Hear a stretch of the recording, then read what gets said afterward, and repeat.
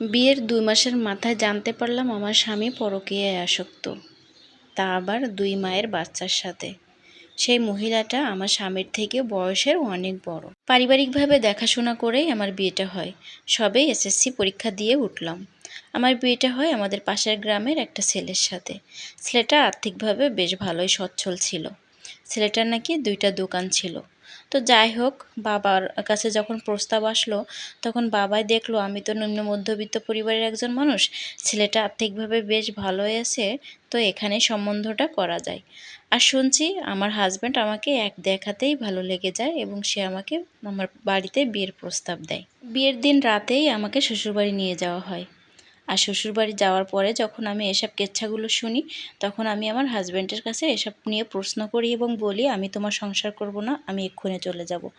আমার হাজব্যান্ড আমাকে অনেক বুঝে সুঝে বলে, তুমি আমাকে কিছুটা দিন সময় দাও, আমি এখান থেকে বেরিয়ে আসব, এ ধরনের কাজ আর করব না। আজ বেশ রাত অবধি দুজন মিলে গল্প করতে করতে আমার হাজব্যান্ড ঘুমিয়ে পড়ছে।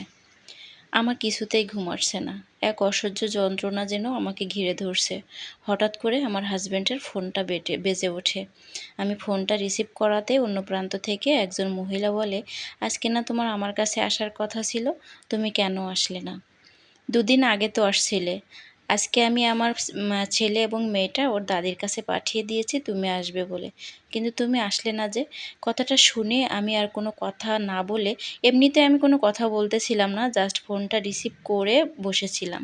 মহিলার কথাগুলো শুনে আমি ফোনটা কেটে দিলাম। ২ দিন আগে আমার হাজব্যান্ড আমাকে বলেছিল, আজকে কিন্তু আমি বাসায় আসবো না, শহরে মাল আনতে যাব, আমার বাসায় ফিরতে দেরি হবে, হয়তো দোকানে ঘুমিয়ে পড়বো। যাই হোক, কথা বলাতেই সে সেদিন আর বাসায় আসেনি। আজকে বুঝতে পারলাম সেদিন রাতে সে কোথায় কাটিয়েছে।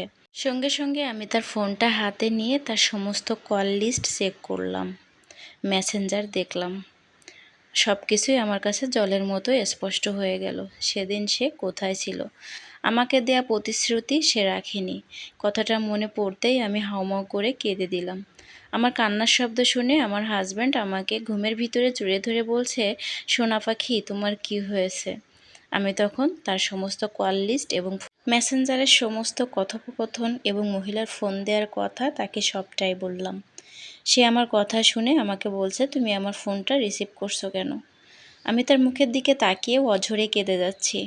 সে আর কোনো কথা বলছে না। আমি শুধু একটাই কথা বললাম, সেদিনের দেয়া প্রতিশ্রুতি তুমি রাখোনি। তুমি কেন আমাকে এভাবে ঠকাচ্ছ?